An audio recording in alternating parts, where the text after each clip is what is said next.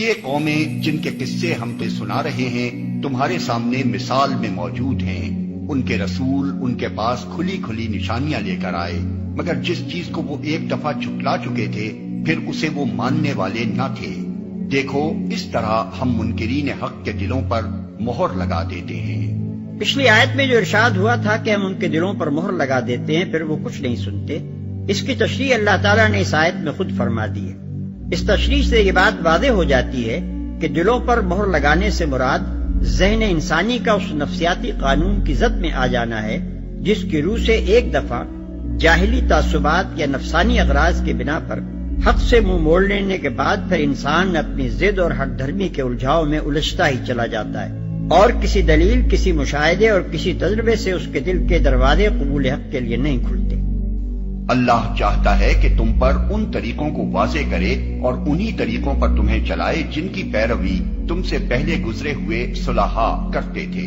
وہ اپنی رحمت کے ساتھ تمہاری طرف متوجہ ہونے کا ارادہ رکھتا ہے اور وہ علیم بھی ہے اور دانا بھی.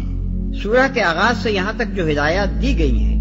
اور اس سورہ کے نزول سے پہلے سورہ بقرہ میں مسائل تمدن و معاشرت کے متعلق جو ہدایات دی جا چکی تھیں ان سب کی طرف بحیثیت مجموعی اشارہ کرتے ہوئے فرمایا جا رہا ہے کہ یہ معاشرت، اخلاق اور تمدن کے وہ قوانین ہیں جن پر قدیم ترین زمانے سے ہر دور کے انبیاء اور ان کے صالح پیرو عمل کرتے چلے آئے ہیں، اور یہ اللہ کی عنایت و مہربانی ہے کہ وہ تم کو جاہلیت کی حالت سے نکال کر صالحین کے طریقہ زندگی کی طرف تمہاری رہنمائی کر رہا ہے. حقیقت یہ ہے کہ اس میں ایک نشانی ہے ہر اس شخص کے لیے جو عذاب آخرت کا خوف کرے.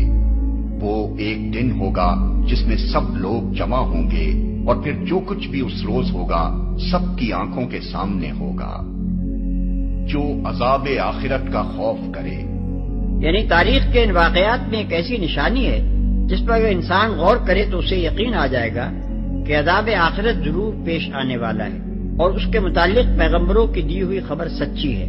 نیز اسی نشانی سے وہ یہ بھی معلوم کر سکتا ہے کہ عذاب آخرت کیسا سخت ہوگا اور یہ علم اس کے دل میں خوف پیدا کر کے اسے سیدھا کر دے گا.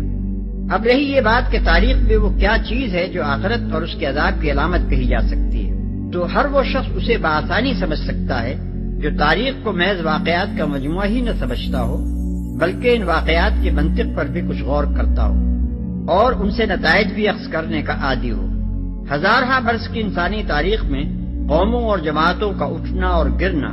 جس تسلسل اور باضابطگی کے ساتھ رونما ہوتا رہا ہے اور پھر اس گرنے اور اٹھنے میں جس طرح صریحاً کچھ اخلاقی اسباب کار فرما رہے ہیں اور گرنے والی قومیں جیسی جیسی عبرت انگیز صورتوں سے گری ہیں، یہ سب کچھ اس حقیقت کی طرف کھلا اشارہ ہے کہ انسان اس کائنات میں ایک ایسی حکومت کا محکوم ہے جو محض اندھے طبیعتی قوانین پر فرمانروائی نہیں کر رہی ہے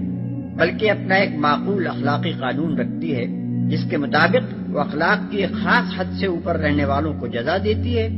اور اس سے نیچے اترنے والوں کو کچھ مدت تک ڈھیل دیتی رہتی ہے، اور جب وہ اس سے بہت زیادہ نیچے چلے جاتے ہیں تو پھر انہیں گرا کر ایسا پھینکتی ہے کہ وہ ایک داستان عبرت بن کر رہ جاتے ہیں.